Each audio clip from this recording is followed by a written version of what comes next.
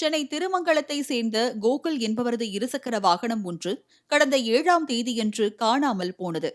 இதுகுறித்து திருமங்கலம் காவல் நிலையத்தில் கோகுல் அளித்த புகாரின் பேரில் போலீசார் தீவிர விசாரணையில் ஈடுபட்டனர். இதில் அண்ணாநகர் எல்லைக்கு உள்பட்ட பகுதிகளிலும் இதேபோல உயர் ரக இருசக்கர வாகனங்கள் திருடு போனதாக கூறப்பட்ட நிலையில் தனிப்படை அமைக்கப்பட்டது. அதன்படி திருமங்கலம் காவல் நிலைய உதவி ஆய்வாளர் மனோஜ்குமார் தலைமையிலான தனிப்படை போலீசார் திருமங்கலம் சாய்நகர் பகுதிகளில் வாகன தணிக்கையில் ஈடுபட்டனர். இந்நிலையில் 16ஆம் தேதி VR மால் சாலை மற்றும் சத்யா சாய் நகர் சாலை சந்திப்பில் நின்றபோது பல்சர் பைக்குகளில் வந்த 2 பேர் போலீசாரை கண்டதும் தப்பிக்க முயற்சி செய்தனர்.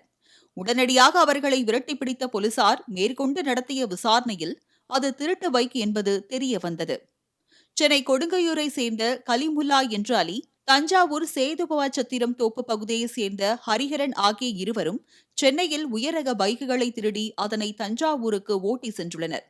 குறிப்பாக JJ நகர், KK நகர், மதுரவாயல், அரும்பாக்கம், கொரட்டூர், வடபழனி, புழல், பள்ளிக்கரணை, சங்கர் நகர், பேசன் பிரிட்ஜ், MGR நகர் உள்ளிட்ட ஏராளமான பகுதிகளில் இருந்து 32 வாகனங்களை திருடியதாக ஒப்புக்கொண்டனர்.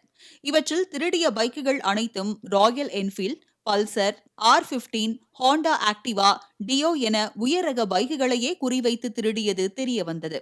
இதில் கைது செய்யப்பட்ட கலிமுல்லா மீது சென்னையில் பல்வேறு காவல் நிலையங்களில் 7 வழக்குகள் நிலுவையில் உள்ளது குறிப்பிடத்தக்கது. தனியே நிறுத்தப்பட்ட வாகனங்களை சத்தமில்லாமல் தள்ளி செல்லும் கேடிகள் அதனை கள்ளச்சாவி போட்டு தஞ்சாவூருக்கு ஓட்டி சென்று கிடைத்த விலைக்கு விற்பனை செய்து சொகுசு வாழ்க்கை வாழ்ந்து வந்தனர்.